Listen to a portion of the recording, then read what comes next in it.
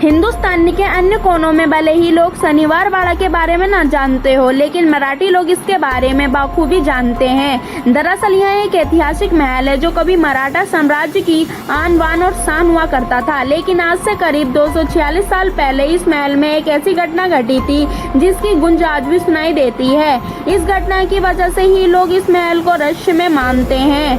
तो चलिए जानते हैं शनिवार वाड़ा की वो रहस्यमय कहानी जो लोगों को आज भी डराती है। शनिवार वाड़ा महाराष्ट्र के पुणे में स्थित है, जिसका निर्माण मराठा पेशवा साम्राज्य को बुलंदियों पर ले जाने वाले बाजीराव पेशवा ने करवाया था।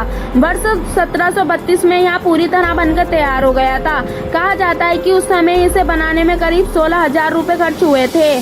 तब के समय में वहाँ राशि बहुत ही अधिक थी। उस समय इस महल में करीब 1000 लोग रहते थे। कहते हैं कि इस महल की नींव शनिवार के दिन रखी गई थी, इसी वजह से इसका नाम शनिवार वाड़ा पड़ गया था। करीब 85 साल तक यह महल पेशवाओं के अधिकार में रहा, लेकिन 1818 ईस्वी में इस पर अंग्रेजों ने अपना अधिकार जमा लिया और भारत की आजादी तक यहाँ उनके ही अधिकार में रहा। कहते हैं कि इसी महल में 30 अगस्त 1773 की रात 18 वर्ष नारायण राव की षड्यंत्र करके हत्या कर दी गई थी, जो मराठा साम्राज्य के 9वें पेशवा बने थे। कहा जाता है कि उनके चाचा ने ही उनकी हत्या करवाई थी। स्थानीय लोगों का कहना है कि आज भी अमावस्या की रात महल से किसी की दर्द भरी आवाज सुनाई देती है जो बचाओ बचाओ चिल्लाती है। ये आवाज नारायण राव की ही है। शनिवार वाड़ा से जुड़ा एक और रहस्य जो आज तक अनसुलझा है। वर्ष 1828 में इस महल में भयंकर आग लगी थी जो 7 दिनों तक जलती रहती थी।